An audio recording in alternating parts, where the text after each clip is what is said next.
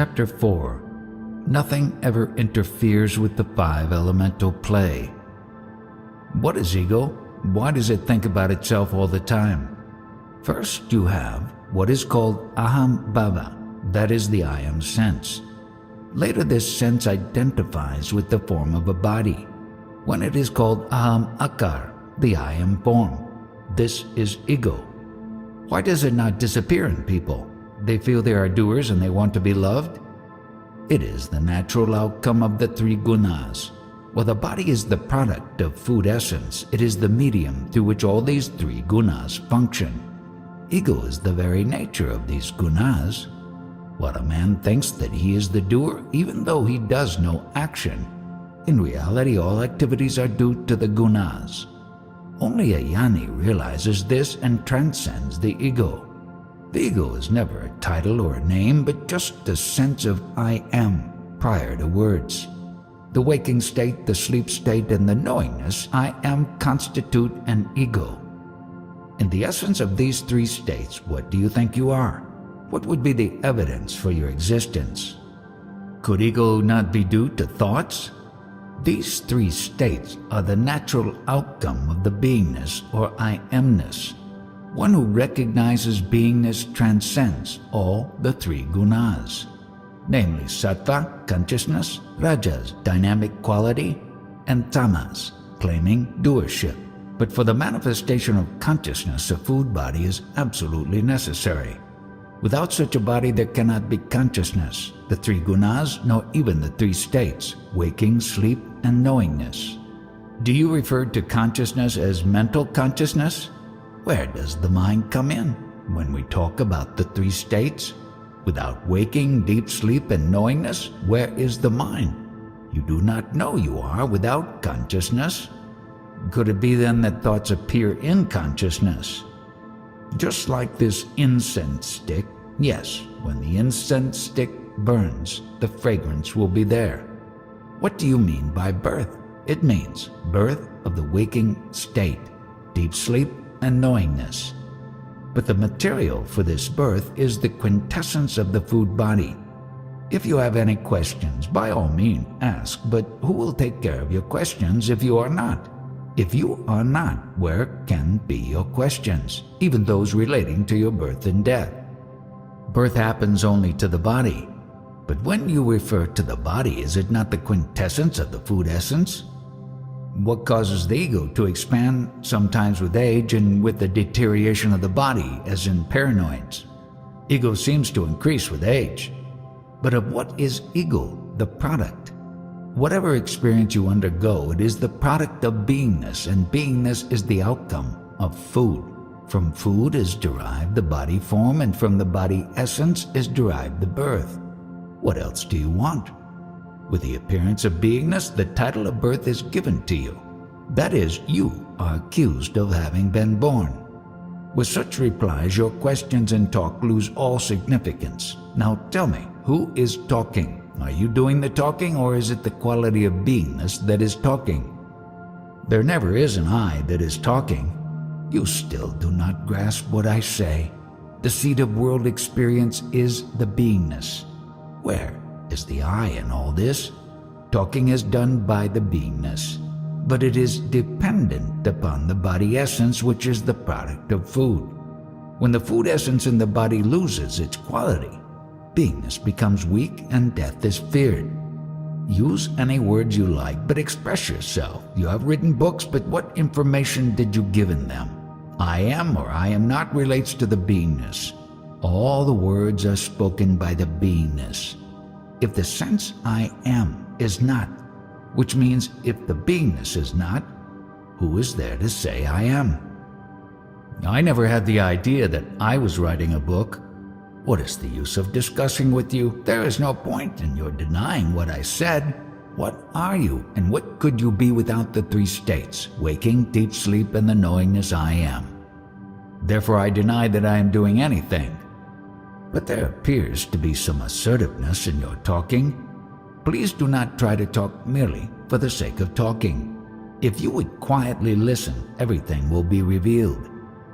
When anybody comes here, I know that the person does not have an iota of knowledge. People bring me presents, but this is a disease and I am not into that. Similarly, in our life, physical and spiritual disciplines and rituals are prescribed, but I am ever out of these conditionings. This is absolutely clear to me. This Chinese carpet, said to be worth more than 400,000 rupees, has been presented to me, but I have no feelings about it at all. Similarly, I am not the least concerned with the so-called birth imposed on me. The birth relates to the three gunas, the three states, and the beingness, and I am not all that. I use the carpet, but I am not the carpet. In the same way, I use the beingness. Persons visiting this place fall at my feet out of respect, but the respect is shown to the quality of beingness, and I am unapproachable. All this spiritual knowledge pertains to the realm of beingness, and it is bound to go like a guest. The question is, where, when, and how will you have the ultimate knowledge? Who has this ultimate knowledge? Nobody has the self-knowledge. The knowledge I am is not the absolute state. The beingness, comprising the three gunas, is given the godly titles of Brahma, Vishnu, and Mahesh. Brahma is the creator, Vishnu is the preserver, and Mahesh is the destroyer. And the combination of these three gods is worshipped and praised by us when singing bhajans. But all these gods subside and go to rest in a self-realized sage, termed as Jnani. The state of a Jnani transcends the sense of time and even the sublime emotions. That highest state is given the title of Parabrahman, Paramatman, etc. After reading spiritual books, people argue over their interpretation, but what is the point of such quarrels?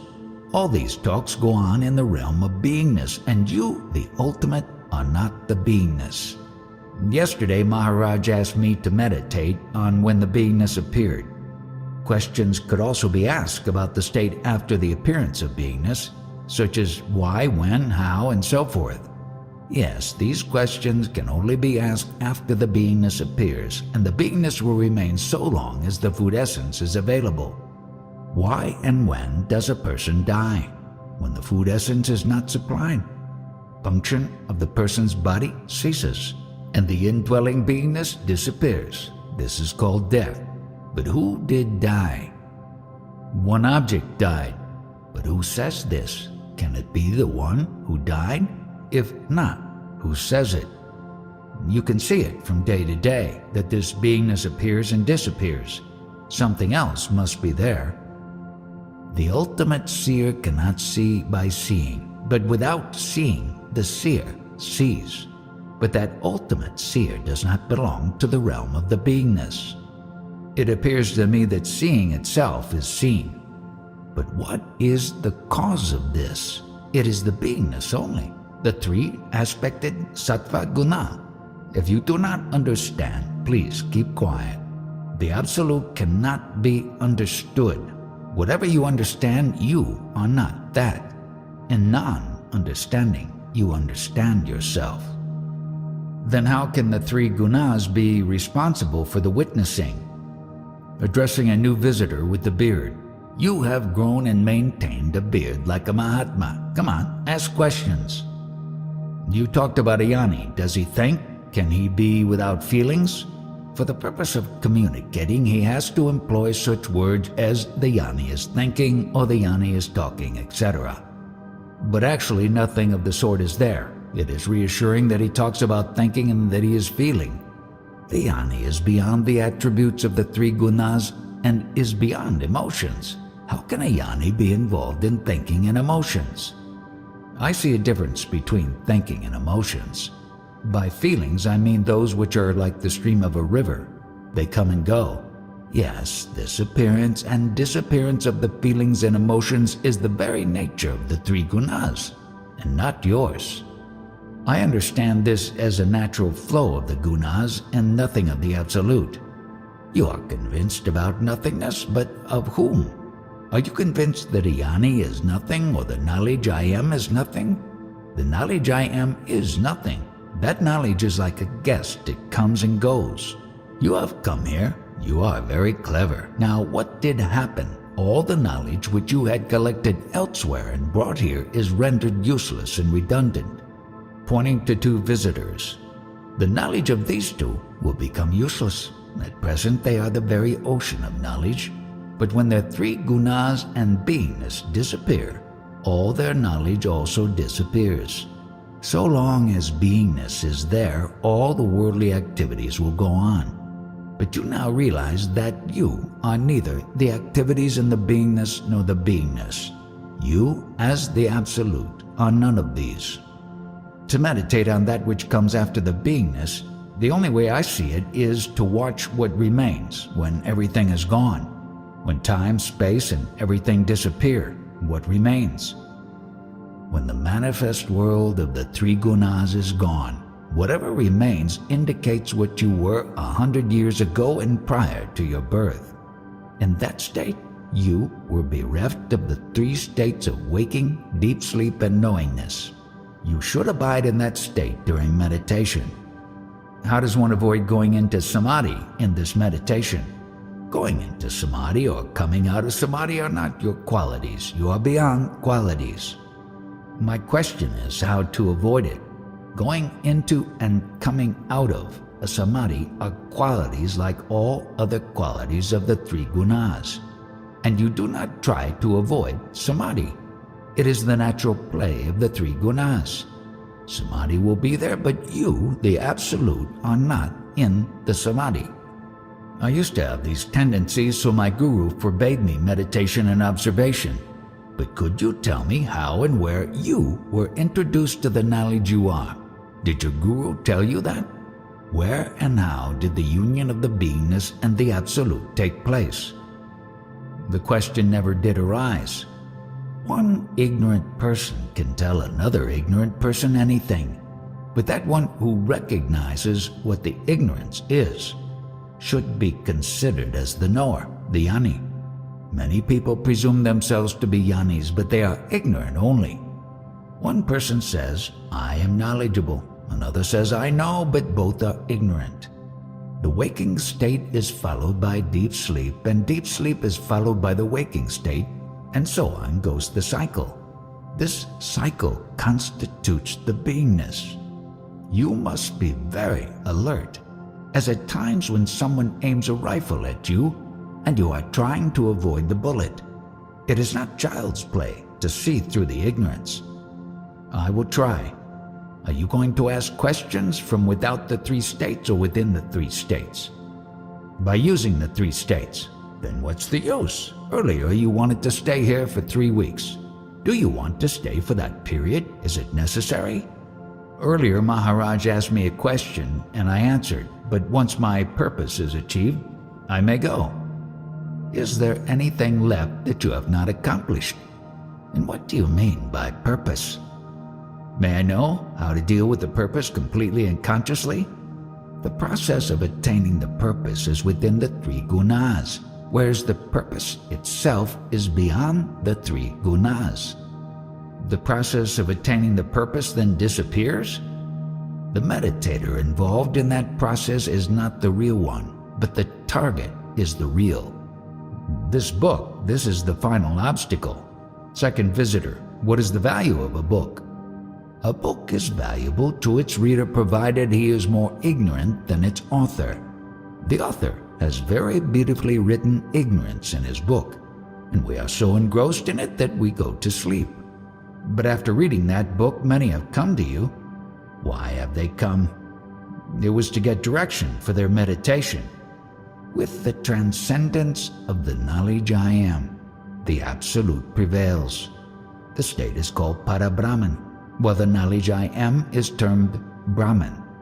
This knowledge I am, or the beingness, is illusion only. Therefore, when Brahman is transcended, only the Parabrahman is, in which there is not even a trace of the knowledge I am. When those three states, waking, deep sleep, and knowingness, were not there, could there be beingness? Why? In that state did your beingness arise? Would there be any necessity for beingness in the Parabrahman state? in the absence of beingness, did you see the sun, the moon, and the stars in the firmament? In that state, was there any benefit from the sun, the moon, and the stars? The beingness is a superimposition, a cloak of illusion over the absolute. In other words, the beingness, which is the very first and primary concept I am, is itself the conceptual illusion. This manifest world is the dynamic play of the five elements, in that there is no scope for an individual. A diamond radiates light all around. It is radiance itself. In deeper meditation, you will realize that, like the brilliance emanating from a diamond in all directions, the manifest world emanates out of you. It is your effulgence only. Like an old-fashioned cafe having mirrors on the walls, which reflect your manifold images, the whole universe manifests in that principle, which is termed beingness or birth. This beingness illumines all that exists, which means the entire universe manifests as the body of the beingness. On a television screen, you see different forms, images, and landscapes, but they are all the expression or play of the tube's electron beams only. Similarly, the entire manifest world of your purview is the product of your beingness. When you go into deep quietude, after thorough comprehension of these talks, you will observe that in the knowledge you are, innumerable universes and cosmoses latently exist. Maharaj, pointing to the foreigners, these are seekers of the true knowledge, while the local people follow devotion to a god so that their mundane needs are provided. I have therefore the highest regard for the foreigners because whatever they undertake, they see it through to the end. I admire their perseverance. To come here, many of us have left all the profound acharyas completely. Such spiritual personages do not belong to any country. They are the product of the five elemental play. People take birth and die in the play of the consciousness. In the next 100 years, all these people will die and a fresh crop of visitors will arrive in the world in a continuous process. This, too, is the play of the five elements. Many acharyas have come and gone, but none could bring about even a little change in the process of creation, preservation, and destruction, the play of the five elements. Not only acharyas, even great incarnations like Rama, Krishna, and others could not do it. The same can be said of rishis, sages, and siddha purushas, the souls highly evolved spiritually. Inexorably, the great drama goes on, although it is governed by such an odious principle as one species preys upon another species. There are organizations to prevent cruelty to animals, but they only prolong the life and sufferings of animals. Could they bring to a stop animal creation? As a result of this creation, both the human beings and animals suffer in this world. Is there any progress in family planning either in human beings or in animals in totality? What authority does one have about oneself? People have no authority whatsoever to interfere in this grand drama of the five elements, to effect any change, because their primary nature ever remains the same. January 15th, 1980. Chapter 5. Beyond the Upanishads. I am not concerned with the miracles happening outside, but only with those happening within me. In my original non-knowing state, I did not know the sense of my being. But all of a sudden, the beingness was felt spontaneously. This is the first miracle. Then in a flash, I observed this enormous manifest world and also my body. Later, I conceived that the entire universe has manifested in the speck of my beingness only. Why not pay attention to these miracles? A lot of miracles happen, each greater than the other. But what about these ones, I repeat? First, there was no message, I am, and also there was no world. Instantly, the message, I am, and this magnificent world materialized out of nothingness. How amazing! This message, I am, is nothing other than the advertisement of the eternal truth. Similarly, the names, titles, and forms of sages, seers, and Mahatmas are merely announcements of the same principles. For example, when you prepare a number of dishes out of wheat, various names are given to them, but it is the wheat that is the basis for all the dishes. To stabilize me in this eternal principle, my guru initiated me by pronouncing the sacred words Tatvamasi, which means I am that. From that moment onwards, I lost all interest in worldly affairs. These sacred words are called the Mahavakya, which is a profound statement charged with sublime meanings. What does I am that mean? The word that in the statement refers to everything that is in the totality. Can one get an inkling of the eternal state from any experiences obtained through the body and the world? Certainly not. It is a non-experiential state. Prior to experiencing what was my state, who was there to reply to this? This is to be understood. In that primordial state, I had no information about myself. Now a form, together with the information I am, is impressed on me. You want to be told about this state and you want a name for it. If so, call it by the names Parabrahman or Paramatman. But to whom is the name given? To that me, who did not have a form and the self-information I am.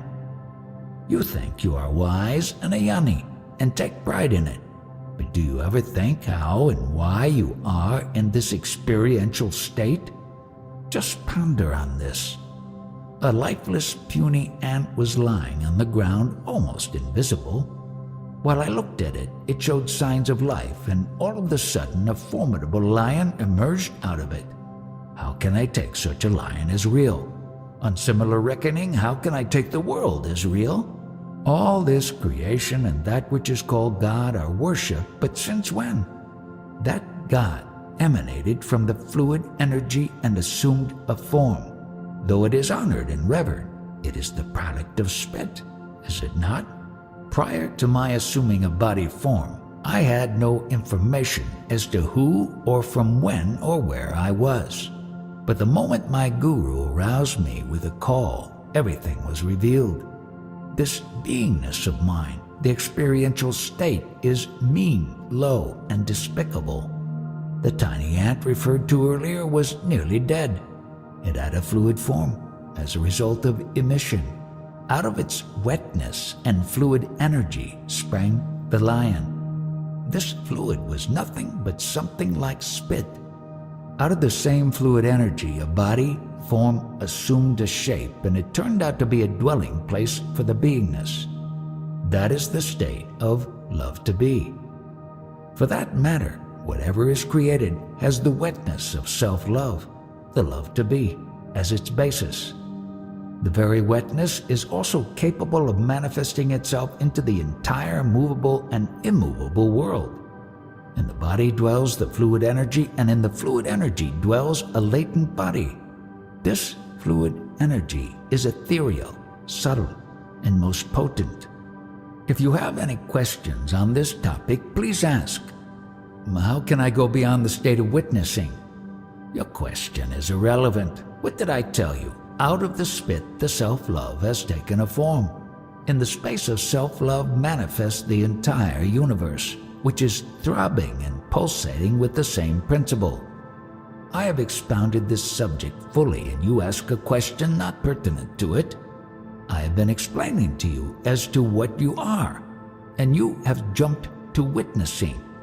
Did you comprehend that this source of beingness is the spit, and that it is despicable?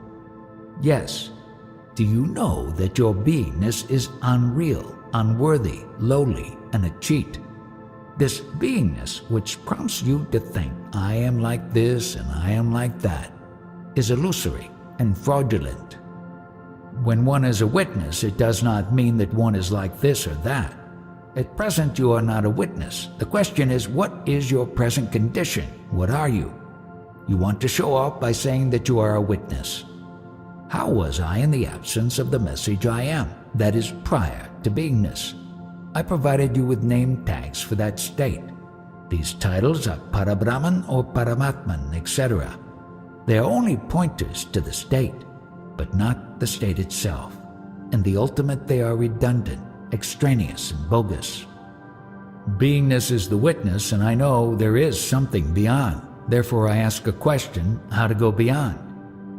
I am discussing about the beingness and its source, so also about the source of the body and the world, while you are talking about the world and its witnessing from the state of beingness. The subject matter of the talk is that people believe in miracles. What I am saying is that there is no greater miracle than I experiencing the world. The primary miracle is that I experience of I am in the world. Prior to this experiencing, I abided in myself, in my eternal absolute state. The titles mentioned earlier referred to this state. I have understood, but a little more explanation would be welcome. Still more explanations. Then am I not justified in saying that your head is full of sawdust? After meeting my guru, I gave up running after various sages and other gurus and directed my attention wholly upon myself. Only if my beingness is there can the existence of sages and gurus arise. They last and flourish in my beingness, so long as it is there. Without my beingness, that is, without the message I am, my eternal absolute only prevails. That is precisely what I wanted to ask when I said beyond the witness. I am precisely telling you about my state. I am not giving you any other information. Probably you want to acquire knowledge for display and become a pseudo guru. Arising out of the beingness, its play and subsidence are the three states of my beingness: waking, deep sleep, and knowingness. When I talk with reference to me, you should apply it to your own being and fully understand it, since all I said is identically relevant to you also. Now, these immature boys come here for spirituality. What can I say to them? If they insist on obtaining knowledge from me, I shall have to direct them to my sweeper, who can impart elements of knowledge when they do some service here, like sweeping and cleaning. In the hierarchy of gods, there are some demigods who are to be appeased with the offerings of flesh and wine. Such lower deities receive their spiritual powers after serving the higher deities as menial servants. Now suppose one of such deities is angered and wants to wreak vengeance on me. What can she do? At the most, she will crush me under her toes and wipe out this emblem of the three gunas, which is my beingness. But who cares? Because I, the Absolute, ever remain untouched. Have you come here to have knowledge or learn how to become a guru? I am not crazy. Then why did you refer to witnessing? Prior to coming here, I was led up to the point of witnessing. Witnessing what? Everything that appears and disappears. For the purpose of witnessing that fluid, the beingness must be there. Yes. Then where is the question of witnessing and witnessing what? I have indicated to you how the incarnations and births continue to emanate out of the spit, the fluid energy. Apart from that, what are you? Nothing. Therefore, how can I judge anyone as good or bad? I reserve my judgment only for the source of all, the beingness. My approach is simple and straightforward. Out of the absolute non-being state, the beingness together with the manifest world emerged before me. How did this happen? My guru revealed it to me while I was in deep meditation. How and due to what causes the manifest world of forms was created. What was revealed to you in your meditation and whatever your guru told you, are they very important indeed? No doubt both are very important, but the eternal absolute state of mind prior to the beingness, when the message I am was not, is supremely significant. Who would have witnessed the message I am if my priormost state of the non-beingness was not? Who would have created them? The creation is self-effulgent and spontaneous. There is no creator. A magnificent tree sprouts out of a tiny seed. Maharaj asks the visitors to ask questions, but none of them does, so he comments, "Since I have put my axe at the very root of creation, how can any questions arise?" In the Marathi language, the word mula denotes the root of a tree, and with a slight modification in pronunciation, it means child. Just as a splendid tree takes root out of the small seed, a full-blown person is latently rooted in a child and his beingness. But I, as the Absolute, am prior to the root, the child, and the beingness. You eat different items of food to sustain yourself, which is your childhood principle, the beingness. When it disappears, you will be termed dead. Actually, what are you protecting from death? It is the basic child beingness, the root. With the emergence of the child begins the first day of experiencing. Is the state prior to beingness experienced consciously by Maharaj? In that state, I alone prevail without even the message I am. There are no experiences at all. It is the non-experiential eternal state. How will I know that you know it from your direct experience and not from a book? I repeat, I alone prevail in the state, hence there is no otherness. For any experience, otherness is necessary. But that is true for everybody. Some know it, some do not. Why should I bother about others? Who else is there? In that state of aloneness, I only exist. How is that state to be recognized? When the state of beingness is totally swallowed, whatever remains is that eternal I. Because that absolute I state felt alone, it occurred to it, I am lonely, let me be many, as referred to in the Chandogya Upanishad. This can occur at the threshold of beingness, but since my ultimate state is beyond the grasp of the Upanishads, I reject them. The Upanishads are the storehouse of knowledge, which, however, has emanated from the state of ignorance. The raw material used for presenting the teachings is ignorance only. All the three gunas are bound by and charged with emotions, but are not truth. Because of the creation of this fraudulent world out of spit, people are veritably ashamed. Therefore, they do not like to expose the offender through which the spit was ejected. Considering this aspect, how can you have ego at all? From where have you emerged and where are you proceeding to? From nowhere to nowhere. When such profound discussions are going on, only the fortunate ones will be present. Here, your self-esteem is fully exposed. Do you like that? I have nothing to hide. You told me to stand up and fight. Maharaj recites a couplet from a folk song normally sung by dancing girls touring the countryside. The song, with deep meaning, was composed by a famous sage some centuries back. Having had many a lover, I made them dance and they pined for me. But in my guru I met a perfect match. He made me dance to the tune he played. Oh, my friends, listen. Beware of a perfect guru. Once you meet him, where would you be with your ego sense totally wiped out? Kabir, the great poet sage, says in a verse, I recited the sacred names 1,000,000 times, performed austerities and penances, but I did not realize myself. When I met the perfect master, Niranjan, the unblemished, instantly I realized the highest and abided in the state of non-attention, alak. January 16th, 1980. Chapter 6. The Nectar of the Lord's Feet. If one obtains and relishes the nectar of the Lord's feet, the Charan Amrita, the mind can be conquered. This means that the mind will no longer hold sway over us. Its mastery imposed from childhood will no longer oppress us. This is called Manojaya, victory over the mind.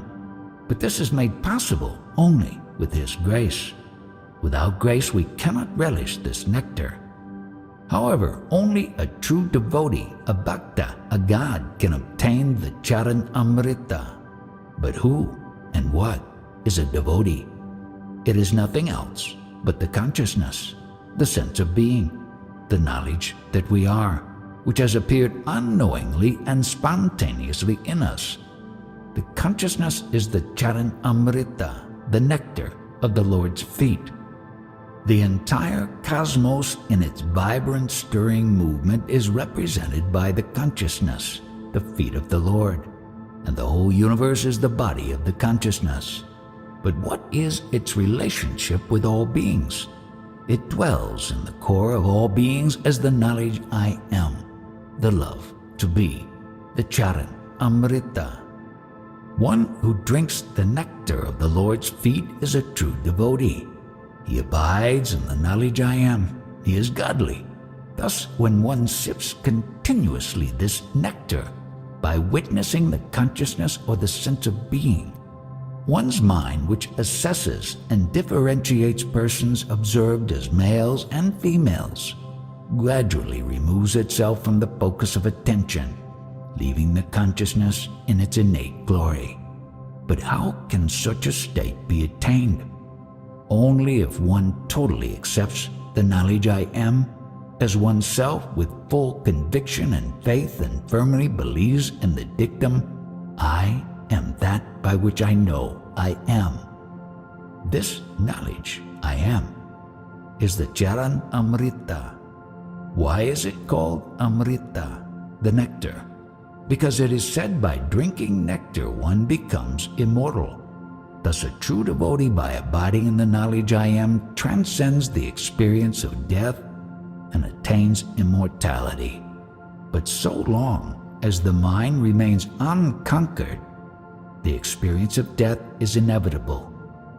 Although my talks go on and on with many visitors, my standpoint remains unchanged. Why? Because my standpoint is stabilized at the Charan Amrita. It stays put in the consciousness, the source of concepts and language. Out of it emanates the language from its subtlest formation to the grossest vocal expression, as Para, Pasyanti, Madhyama, and Vaikari. If you could just give up all other spiritual efforts and disciplines and absorb yourself in relishing the Charan Amrita, by abidance in the consciousness, the mind will release you from its clutches. At present, you meekly accept whatever the mind dictates as your own. If the mind goes into silence, where and what are you? Once you subside into the consciousness, the factual state of reality shall be revealed to you with the knowledge that will emanate out of you intuitively, like spring water. This will enable you to discern what is real and unreal, but most importantly, to realize what I am. What am I for myself alone? What is this life? Once these questions are resolved intuitively and the reality emerges, the mind cannot predominate any longer. However, functioning of the mind will go on, but the quality of its functioning will be totally different. One who has attained such a state remains unaffected by any happenings, since the blabberings of the mind can have no effect. And who could be that one? Surely not an individual who is trapped in the mind shell, but that one is the knowledge I am, the consciousness. It is said that we should break off the shackles that attach us to the body and the world. What does that mean? Whatever is seen and perceived is at the bodily or worldly level. An attachment is developed with objects perceived, and then we identify with the body as ourselves and claim the objects as our own. Attachment is the nature of the mind, and it obstinately persists in these attachments. But if you drink the Charan Amrita by stabilizing in the consciousness, everything will be resolved, and you will be enlightened. You need not go to anybody to clear your doubts. While doing any normal chores and singing bhajans in praise of God and so on, to you I appear to be deeply involved in these activities, but actually I remain apart from myself, bereft of the body and mind sense, and then witnessing of the activities happens to me. I wonder if you have marked this. Many persons are related to me in some way or another. Although seemingly hobnob with them, I am apart from them. For myself, I have fully realized what I am. And right now it is absolutely clear to me what and how I am. But what these persons think they are, only they know. They presume to have acquired knowledge, to have reached a spiritual status higher than others, and so forth. This is bound to be because they are still slaves to their mind. In my case, it cannot happen.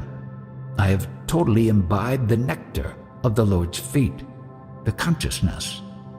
At present, all communications and functionings happen through the medium of this nectar, the consciousness. And what is this medium? It is the knowledge I am. It is represented by Lord Vishnu, the highest God who reclines blissfully on the coils of the serpent, Shashas Hayi, and hence it is known as Shashas Hayi Bhagavan. Well, it is nice to have such talks, but to imbibe and realize your essence is very difficult indeed. Why? Because you firmly believe that you are the body and live accordingly, while entertaining fond wishes that you will achieve something good in the world, and later still better. These expectations are primarily based on the misconceived notion that you are the body. The wrong identification, however, dissolves in the nectar of the Lord's feet when you totally subside in the consciousness and lose your individuality. Dissolution of individuality is not possible without devotion to the Master, Guru Bhakti, which in other words is again the consciousness, the Guru Charan Amrita. Abidance in the consciousness removes all past and future problems and stabilizes one in the present, here and now. Consciousness is the sense of knowingness I am without words, and it appeared unknowingly and unsolicited. It is the manifest universal life force and therefore cannot be individualistic. It extends inside and outside, like the brilliance of a diamond. You see a dream world inside you and a perceptible world outside you, provided the consciousness prevails. From the body level, you may say inside and outside the body, but from the standpoint of consciousness, where and what is inside and outside? Only in the realm of knowingness, I am, the consciousness, can a world be, and so also an experience. Hold on to this knowingness I am, and the fount of knowledge will well up within you, revealing the mystery of the universe, of your body and psyche, of the play of the five elements, the three gunas in Prakriti Purush, and of everything else. In the process of this revelation, your individualistic personality confined to the body shall expand into the manifested universe, and it will be realized that you permeate and embrace the entire cosmos as your body only. This is known as the pure super-knowledge, Suddha-Vijnana. Nevertheless, even in the sublime Suddha-Vijnana state, the mind refuses to believe that it is a non-entity. But as one subsides in the consciousness, one develops a firm conviction that the knowledge you are, the sense of your being, is the very source of your world. This knowledge alone makes you feel you are, and the world is. Actually, this manifest knowledge, having occupied and permeated the cosmos, dwells in you as the knowledge you are. Hold on to this knowledge. Do not try to give it a name or a title. Now, coming to a very subtle situation, what is it in you that understands this knowledge you are? Or from your standpoint, I am, without a name, title, or word. subside in that innermost center and witness the knowledge I am and just be. This is the bliss of being, the Svarupananda. You derive pleasure and happiness through various external aids and processes. Some like to enjoy good food, some like to see a picture, some get absorbed in music, and so on. For all these enjoyments, some outside factors are essential. But to abide in the bliss of being, no external aids are required at all. To understand this, take the example of deep sleep. Once you are in deep sleep, no aids or treatments are called for, and you enjoy a quiet happiness. Why? Because in that state, identity with the body as male or female is totally forgotten. Some visitors ask me, "Please show us a path that will lead to reality." How can I? All paths lead to unreality. Paths are creations within the scope of knowledge. Therefore, paths and movements cannot transport you into reality, because their function is to enmesh you within the dimension of knowledge, while the reality prevails prior to it. To apprehend this, you must stay put at the source of your creation and at the beginning of the knowledge I am. So long as you do not achieve this, you will be entangled in the chains forged by your mind and get enmeshed in those of others. Therefore, I repeat, you stabilize at the source of your being, and then all the chains will snap asunder and you will be liberated. You will transcend time, with the result that you will be beyond the reach of its tentacles, and you shall prevail in eternity. And this sublime state can be attained only by drinking ceaselessly the nectar of the Guru's sacred feet, the Guru Charan Amrita. It is a state of ecstatic beatitude, the self subsiding blissfully in the self. This ecstasy is beyond words. It is also awareness and total quietude. The quintessence of the talk is clear. The most important asset is the knowledge that you are prior to the emanation of mind. Hold on to this knowledge and meditate. Nothing is superior to this. Not even devotion to a guru, Guru Bhakti, or devotion to God, Iswara Bhakti. January 25th, 1980. Chapter 7. To realize the Absolute, even beingness has to be transcended. Seen from the earth, the sun rises and sets, but from the standpoint of the sun, it shines continuously and has no knowledge of rising and setting, while the beingness and its manifestation, including the activities therein, are temporary and time-bound. That which is prior to beingness is eternal. You are a student of the Bhagavad Gita. Whatever I say, does it agree with the Gita? After listening to your talks, I was able to understand clearly the 15th chapter of the Gita, where mention is made of the Purushottama. Purushottama is the Absolute, the Eternal. While the Absolute is without any external support, being totally self-supporting, it is itself the support for everything else. Krishna has said, "Those alone who understand that I, the Absolute, am beyond the states of being and non-being, realize my true nature, and all others are fools." Those who are created out of stupid action are also stupid.